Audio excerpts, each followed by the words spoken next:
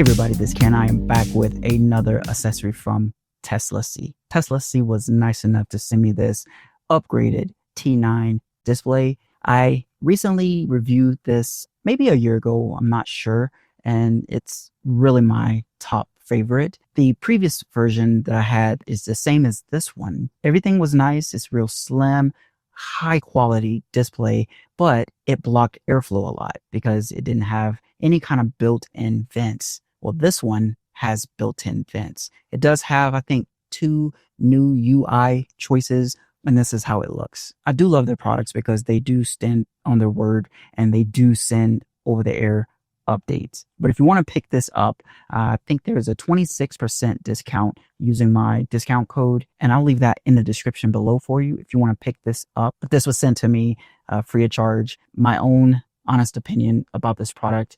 I will try to show you as much as I can the process, but I do have an Intel Model 3, and this is for Model 3 and Model Ys, and for any version, the Highland, the Juniper, the older versions as well, which is really cool from this little spot. So keep that in mind. So I'll be right back, and then we'll get the new display connected to my dashboard through here, and that's where I can bracket everything. So, and then I'll put the bracket on each side, and that should be done. It's on there. That's it. And like I said, it's not moving anywhere. All right, it's a day later. I am back. This wasn't what I thought it was, since they put the Pro branding on it. I thought it was going to be like the T9, but I do think they have a second generation of the T9, but this does not have all the features that the T9 non-Pro version, the first and second generation, I believe. When I first unboxed it, I did say that it has 2 different driving screens, 2 more, but that's the only 2 that it has, which is fine. I don't want too many features on these things where it's like overwhelming. All right, to your left, you always have this. This does not change, which is your PSI or bar, whichever one you use. And then you'll have your headlight status.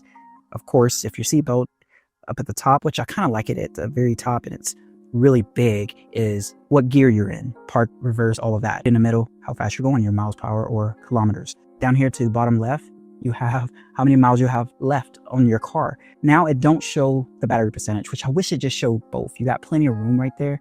And then current time and your current temperature. You have your odometer right there, and then you got a driving visualization.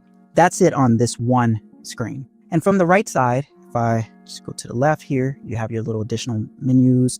Up here, I believe one of those are for toggling it with CarPlay or Android Auto.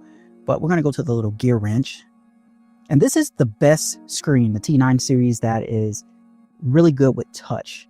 And it's not really lagging at all, which I really like that.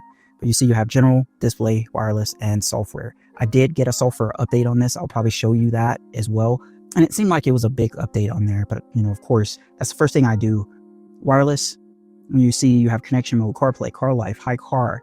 You get your Wi-Fi settings where you can set up your Wi-Fi to connect it, or I guess your mobile hotspot, speed limit, universal, or America. Audio mode, which you want it to be this HUD here or your phone. And that's mostly probably with CarPlay, Android Auto. Software, I've already checked that like I showed you, and it's already up to date. Okay. And then top left right here, car model, you have new 3, new Y, old 3, old Y, metric, imperial, Celsius, Fahrenheit. Then in the middle right here, you have your color, car colors, and it's the traditional colors: white, red, black, blue, gray. Of course, I have gray, it's the color of my car. And brightness, you can set it to auto to match the car's display or manual. Your theme, we'll go through that last. Appearance, you can do it auto, day, night. Let's do day and see how it looks. So I guess this screen is always night. I mean, the only thing I have left on this screen is, you know, just to kind of show you how each driving mode looks. But like I said, I'm already on number 1. You'll see everything like the reverse, and then it'll pop up your speed limit, all of that information. So there's really no animation, but of course, when you're driving along the road, the blind spot. So I'll show you some of the features of this. I don't think it shows the blind spot on each side in this particular mode. It will show a car, and it will be either in orange or red if you have your turn signal on, trying to switch lanes and someone is in your blind spot. A lot of us Tesla owners now have the ambient lighting underneath here that gives you the blind spot. And I kind of like that, you know, there's only one light blinking that turns on when our car is in a blind spot, but it'll show it on the display. How do I get to the other mode? So if I go to display, theme. And one thing I don't like about it too, when you're changing the theme, it has to reboot. It does not take that long. Actually, I guess we'll see how long it takes.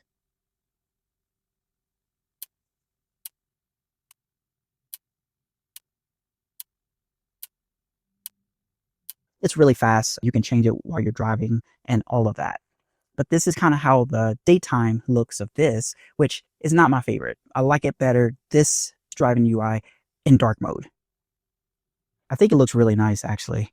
And it might look good in the daytime. I'll have to test it out, but it looks so much better, more modern in night mode. So it's really up to you, but you only get those two screens. And on this screen, okay, you do get blind spot monitoring like the traditional way on these displays, and it'll pop up to the left and right. CarPlay pretty much takes up most of the screen, but what I love about these T9 in this shape, even though it'll put it right here for you, right in this spot, but you'll still get information. You're driving, how many miles per hour you're going, all of that. It really depends on your preference. You turn CarPlay mode on and see if it'll connect really fast.